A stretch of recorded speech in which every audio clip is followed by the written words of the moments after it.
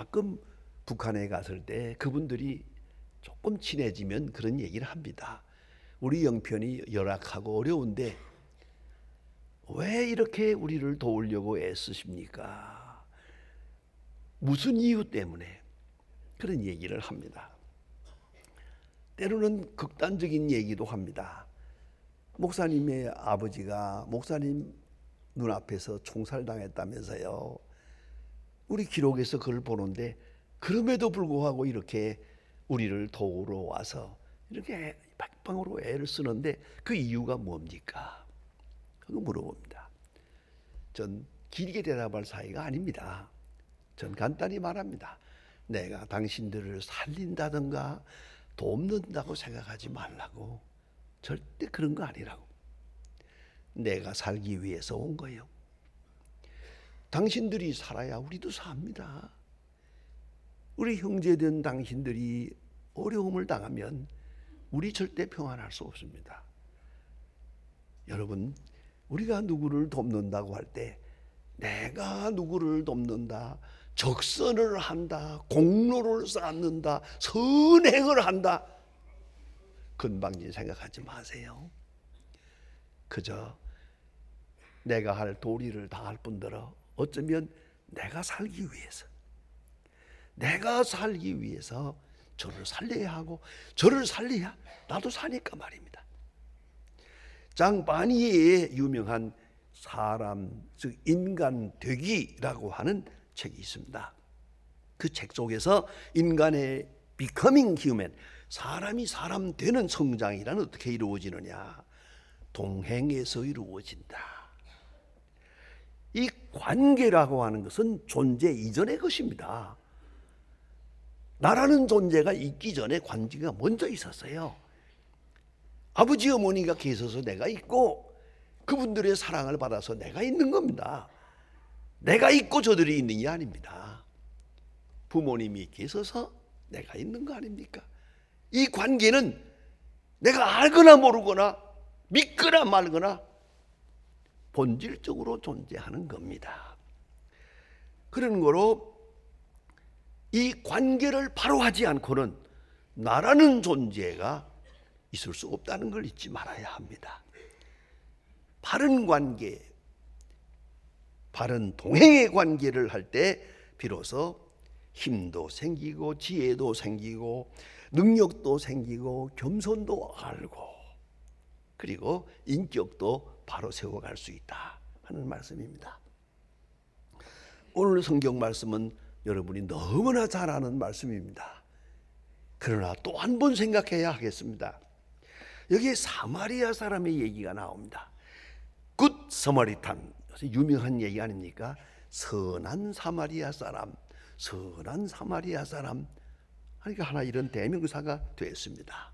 그런데 이 이야기의 흐름은 이렇습니다. 문맥은 25절에 보면 어떤 젊은 율법사가 나와서 예수님께 어떻게 하면 영생을 얻겠습니까? 라고 물어봅니다. 그래 예수님께서 그에게 네가 어떻게 율법을 배웠느냐? 이 사람이 대답하기를 하나님을 사랑하고 이웃을 내 몸과 같이 사랑하라 하셨습니다. 그렇게 알고 있습니다.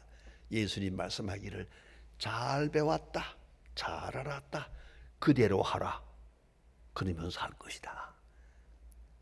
거기서 이웃을 내 몸과 같이란 말이 나오니까 이 율법사가 묘한 질문을 합니다. 누가 내 이웃입니까? 누가 내 이웃입니까? 라고 물어봅니다. 그때 예수님께서 이웃이 누군가를 설명하기 위해서 선한 사마리아 사람에 대한 이야기, 이 이야기를 한 겁니다. 여러분 한 번 더 뒤쳐 생각해 보십시오. 이건 꾸며낸 얘기가 아닙니다. 예수님은 정보에 밝았다고 생각합니다. 예수님은 돌아가는 사건에 대해서도 많이 알고 계셨습니다. 여러분 간단히 생각해 보세요.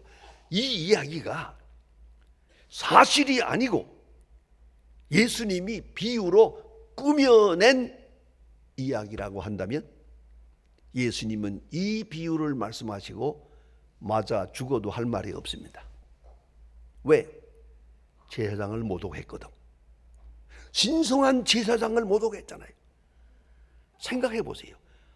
이 불안당 맞은 사람이 누워 있었는데 제사장이 비껴 지나가고 레위 사람도 비껴 지나가고 당신들이 멸시하는 사마리아 사람이 저 사람을 돌보아 주었다. 자, 이 말을 하고 살아남을 수 있습니까? 그야말로 존엄을 모독한 겁니다. 안 그렇습니까? 꼭 무슨 얘기 같습니까? 바꾸고 이렇게 말하면 어떻습니까? 여기 어떤 불쌍한 사람이 누워 있는데 국회의원도 지나가고 목사님도 지나가고 장로님도 다 그냥 지나갔는데 지나가던 창녀가 도와주었다. 자, 이것을 지어낸 말로 했다면 그 사람 무사하겠습니까? 이것은 사건이에요. 이 중대한 말씀 누구도 반박할 수가 없어요. 사실이었기 때문에 예수님은 이걸 잘 알고 계셨거든요. 사실을 들어서 설명하신 거예요. 자, 불안당 맞은 사람이 여기에 누워 있었다. 제사장이 그냥 비껴 지나가고 레위 사람도 비껴 지나가고 사마리아 사람, 여기에 좀 줄을 달았으면 좋겠어요. 너희들이 멸시하는 저 사마리아 사람이 이 불안당 맞은 사람을 도와주었다 말씀합니다. 여러분, 우리는 사건을 많이 만납니다. 뭐 집안에만 앉아 있지 않으니까 길에서든지 어디서든지 항상 우리는 많은 사건을 만나게 됩니다만 그때마다 그 사건 접할 때마다 우리는 뭘 생각을 합니까? 참 무서운 겁니다. 바로 그 순간에 난 뭘 생각하나? 오늘 성경에서 우리가 이걸 배워야 됩니다. 이것이 뭐냐면 우리는 이런 문제를 볼 때마다 꼭 사회 문제를 말합니다. 그것이 마음에 안 들어요. 언젠가 우리나라에 큰 사람이 그 젊은 사람이 여러 사람을 기관단총으로 쏴 죽인 일이 있었죠. 큰 사건이에요. 이 사건이 나오자마자 방송에서 말하는데 뭐 어떤 분 교수님들 뭐니 다 나와가지고 얘기하는데 하나같이 무슨 말인지 아십니까? 총체적 타락이다. 이거 사회가 잘못됐다. 이런 식으로 말을 했어요. 했더니 그 다음에 하방에서 방송국을 향해서 공격을 했습니다. 모든 사람이 정신 나갔냐? 저 사람이 기관단총으로 사람을 쏴 죽인 게 어떻게 사회 문제냐고. 제가 분명히 보았습니다. 방송국 사장이 나와서 아주 사과를 했습니다. 다시 그런 일을 없겠습니다. 여러분, 우리 무슨 사건만 만나면 꼭 사회 문제로 돌리려고 그래요. 왜 그 개인 문제가 아닙니까? 그게 세상이 어떻고 그게 망조예요. 제발 그만해요. 팔자가 어떻고 세상이 어떻고 사회가 어떻고 사회 제도가 어떻고. 여러분, 오늘 본문에서 깊이 숨겨있는 진리를 배워야 합니다. 예수님은 이 강도 만난 이 사건을 놓고 사회 문제를 말씀하지 않았어요. 이 사회가 썩어 빠졌고 도대체 경찰은 뭘 하고 있는 거냐? 교육은 뭘 하고 교회는 뭘 하고 있느냐? 이렇게 말씀하지 않았어요. 이 사건 하나만을 말합니다. 이 사람을 불쌍히 여겼느냐? 그것뿐이야. 그렇다면 구조 문제로, 세상 문제로, 사회 문제로, 심지어는 부모를 탓하고 아니로시다. 가장 중요한 문제는 모든 책임은 내가 지는 겁니다. 이것이 근본적인 문제입니다. 근데 오늘 순간에 이 사건 앞에서 손익계산을 할 때가 있거든요. 무슨 생각인 거 아니? 이 사람을 내가 돕다가는 내가 어떻게 될까? 이 사람을 돕다가는 내가 어떻게 될까? 이 생각하면 이거 할 수 없죠. 근데 뭘 생각해야 되느냐? 이 사람을 내가 지금 돕지 않으면 이 사람이 어떻게 될까? 죽죠. 그때만이 도울 수 있는 거예요. 우리가 생각할 때마다 언제나 순서가, 프라이오리티가 있거든요.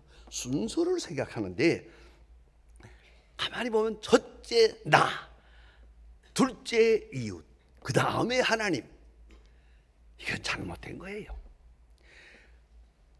첫째, 그리스도인들은 첫째가 하나님, 두 번째가 이웃,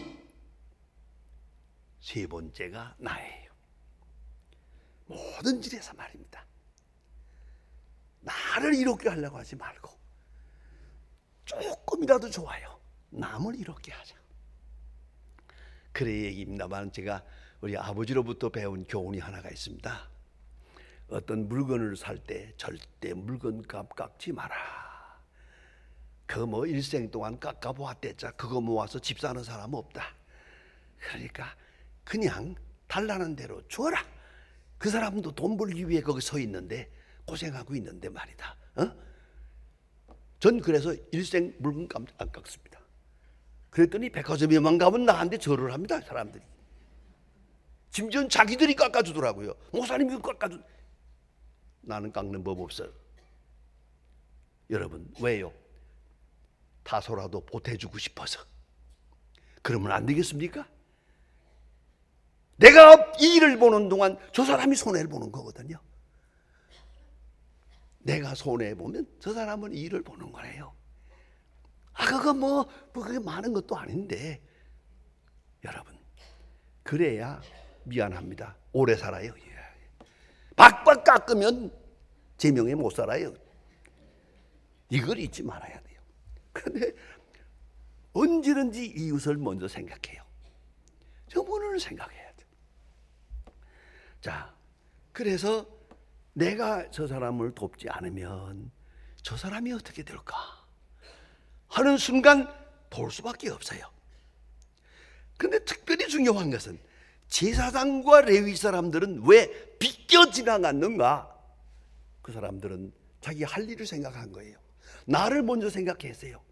저 죽어가는 사람 어차피 죽을 거고 나는 제사장의 직분을 감당해야 돼.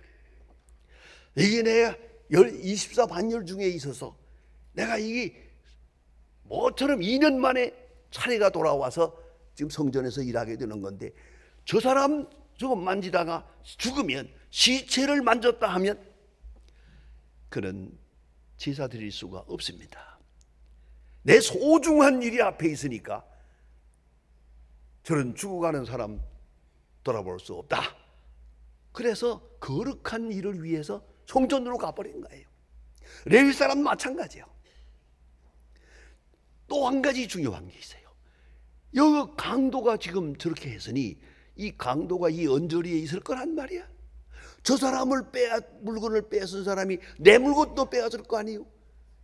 이 사람 돕느라고 어정어정 하다가는 또 강도 만날 수도 있어요. 내가 그런 거로 작은 일이나 큰 일이나 큰 희생이 아니고는 도울 수가 없는 거예요.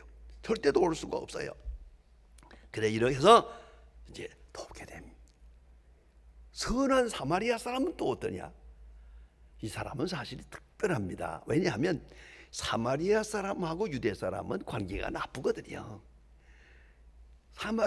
유대 사람이 사마리아 사람을 천대해요. 얼마나 천대하는지 그 땅을 지나가질 않아요. 밟고 지나가지 않아요. 더럽다고. 멀리 돌아가더라도 사마리아 사람의 마을을 지나가질 않습니다. 이렇게 상종하지 않고 멸시해요. 한마디로 말하면 사마리아 사람은 멸시받는 사람이에요. 지금 멸시받는 사람인데 자기를 멸시하던 유대인이 여기 누워 있어요. 이제 그 순간 나는 사마리아요 당신은 유대인이요 이 생각을 하면 도울 수 없어요. 딱 한 가지 죽어가고 있어요. 내가 돕지 않으면 이 사람 죽어요. 이 한 가지만 생각하는 것으로서 도울 수가 있었어요. 그 순간에 뭐 복잡한 생각 없어요. 불쌍히 여겼어요. 성경은 분명히 말합니다. 불쌍히 여겼어요. 그리고 자비를 베풀었어요. 불쌍히 여기는 마음, 하나님이 주시는 마음, 하나님이 주시는 기회입니다. 이걸 거절해서는 안 됩니다. 프레드릭 러스킨의 용서라는 책에서 말합니다. 사람은 용서함으로 과거로부터 벗어날 수 있고, 용서함으로 모든 두려움에서 벗어날 수 있고, 용서함으로 그 앞에 미래가 열린다. 불안과 공포에서 벗어날 수 있다. 불안과 공포의 심리적 깊은 원인은 용서하지 않았기 때문이에요. 이걸 잊지 말아야 합니다. 그래 이 섬하는 사마리아 사람이 불쌍히 여겨서 도와줄 뿐더러 그 여관에다 갖다가 두고 도와주고 또 자기 볼일을 위해서 가면서 다음에 올 때 내가 부비를 다 더 주겠습니다. 책임을 지는 거예요. 후속 결과까지 책임을 진 걸 볼 수가 있어요. 참으로 아름다운 일이옵시다. 선한 사마리아 사람. 그런데 특별한 것은 그의 이름이 없습니다. 요새 홍수가 났습니다마는 그 옛날에 중국에 홍수가 나는데 중국 가서 선교하던 선교사가 떠내려갔어요. 아예 죽게 됐는데 원 젊은이가 하나 밧줄을 던져주어서 살았어요. 생명의 은인 아닙니까? 너무 고마워가지고 청년 고마워요 고마워요. 내가 일생 동안 은혜를 입지 않겠는데 이름을 말해달라고 그랬어요. 이 청년이 예수 믿는 청년이에요. 훌쩍 일어서면서 하는 말이 성경에 선한 사마리아 사람의 이름이 있습니까? 끝! 하고 가버렸어요. 그 말이 너무 마음에 들어요. 선한 사마리아 사람은 이름이 없어. 우리는 뭘 조그만 걸 가지고 이름을 나타내려고 하기 때문에 그 선함이 다 망가지고 마는 거예요. 정말 이름도 없이 빛도 없이. 왜 우리 부름받아 나서님 찬송가에 있잖아요. 이름도 없이 빛도 없이. 거의 3절에 나오는데요. 어떤 사람은 그건 안 부른대요. 딱 그래. 나는 이름 없이 빛 없이는 안 된다. 야. 내가 무슨 일을 했으면 이름도 있어야지. 빛도 있어야지. 여러분 그냥 잊어버리면 안 되겠습니까? 그래야 선한 일이란 말입니다. 잠언 25장 21절에 보면 내 원수가 배고파하거든 먹이라. 잠언 24장 17절에 내 원수가 넘어질 때에 즐거워하지 마라. 로마서 12장 20절에 내 원수가 줄이거든 먹이고 목마르거든 마시우라. 여러분 아주 중요합니다. 원수가 내 앞에 있습니다. 그냥 맞으면 죽습니다. 그렇다고 기회가 왔다고 생각하면 안 됩니다. 손 안 대고 원수 갚는다고 생각해서는 안 됩니다. 즐거워해서도 안 됩니다. 원수를 목마르거든 마시우고 배고프거든 먹이라. 그의 책임을 우리가 져야 합니다. 아주 중요한 말입니다. 이런 재미있는 우화가 있습니다. 만일에 이 사건이 저 여리고로 가는 비탈길에서 이루어진 게 아니고 예루살렘 한 거리에서 이런 일이 있다고 하자. 그러면 바리새 교인이 그냥 지나갔겠냐? 제사장이 그냥 지나갔겠냐? 아마 그랬을 겁니다. 물러서라. 이런 것은 내가 하는 거라. 이름을 내기 위해서. 저 골짜기에서 된 일이기 때문에 제사장과 레위 사람은 그냥 지나간 것이에요. 이름도 없이 빛도 없이 온전한 궁율, 온전한 사랑. 아주 귀한 것이거든요. 제가 부끄러운 얘기를 하나 하겠습니다. 제가 목회하는 가운데서 참 길지도 해요. 한 30년 동안 저를 만나는 분이 한 분 있어요. 이분이 조금 이 정신이 약간 갔어요. 그래서 직장도 없고 30년 동안을 늘 찾아와서 뭘 좀 도와달라고 그러면 그래서 형편 다른 데로 도와주었어요. 30년 동안. 그리고 내가 목회할 때도 어떻게 잘하는지 내가 어느 교회 가서 설교하면 거기 딱 나타나요. 어떤 때는 지방에 가서 부흥하는데도 거기 딱 나타나요.